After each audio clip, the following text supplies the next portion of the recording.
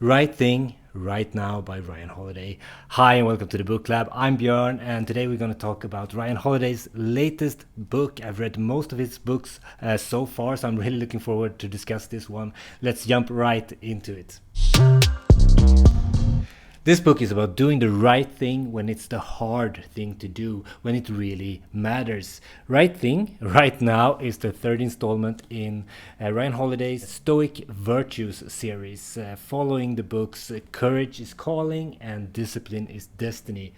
The Stoic virtues are four in total: courage, temperance, wisdom, and justice. But arguably, the virtue that this book is talking about is the most important one, because if you nail justice, then the rest of the virtues will follow. But what is justice? I want to share a quote from the book that kind of nails the spirit of this cardinal virtue. And this is from a book by it's taken from a book by Fitzgerald. It's a book called The Adjuster. And in this scene, there's this entitled, well-off lady who just had her baby, and she is kind of indifferent to the baby, and she's dreaming about leaving her husband to return to a life of more fun and more leisure. And there's this mystical doctor person that tells her, quote, "It's your turn to be the center," he said, "to give others what has been given to you for so long. You got to give the security to young people and peace to your husband and a sort of charity to the old. You got to let the people who work for you depend on you. You've got to cover up a few more troubles than you show, and be a little more patient than the average person, and do a little more instead of a little less than your share. The light and glitter of the world is in your hands. It's your turn now to make the fire." In short, virtue is about good values, good character, and good deeds. This book covers virtues, the virtue of justice on a personal plane, on a societal level, and for each and all of the world. In classic Ryan Holiday fashion, it pulls stories from historical figures that have actually existed. I bet this guy reads a lot of biography and he pulls a lot of stories from there, and he ties them back to the virtue of justice and how it has been acted out by these people in the world. Ryan Holiday, along with his mentor and friend Robert Greene, who you probably have heard about, he wrote a bunch of great books like The Laws of Human Nature, The 48 Laws of Power, and so on. Is actually great. You should check him out if you haven't. But he and Holiday, they have a tendency to bloat my to-read list. If it could be more bloated, I don't know. But every time I read a book of theirs, I have to add at least 3 new books to my reading list. And this book is no different. I just want to mention one book that I'm adding to my list that's going to come up soon as a review on this channel, and that's the book How the Other Half Lives. This is a book describing life and work in the New York slums, and it just sounds like a great book, so I'm very thankful for that. And that's one of the reasons I keep reading Ryan Holiday's books.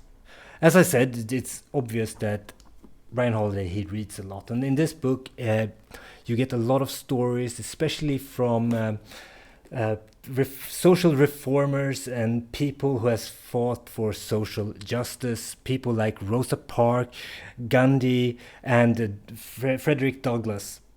But one thing that I actually found quite weird in a way is that there's less stoicism in this book than I thought. This is a stoic series after all, and I expected more stories from those guys. Of course, they are there. You hear about Marcus Aurelius, Seneca, Epictetus, and the like, but not too much. So if you come to this book for the stoicism, then you might actually be disappointed. As I work my way through this Stoic Virtues series, I've read both Courage is Calling and Discipline is Destiny.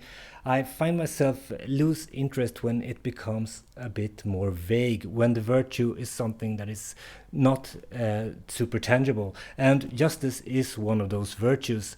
I really liked Discipline is Destiny, for instance, because it was quite practical. It talks about temperance, self-mastery, and it's much easier to put a virtue like that into something practical. Justice and courage, Well, it's much harder. It's harder to put it into simple terms. Ryan Holiday does so by sharing stories about how different historical persons and figures have acted out justice in real life. But it's very hard to make it tangible and being able to implement it in your own life. And one of the reasons I read books is to implement, to take what I learn, add it to my life, and kind of level up in a way.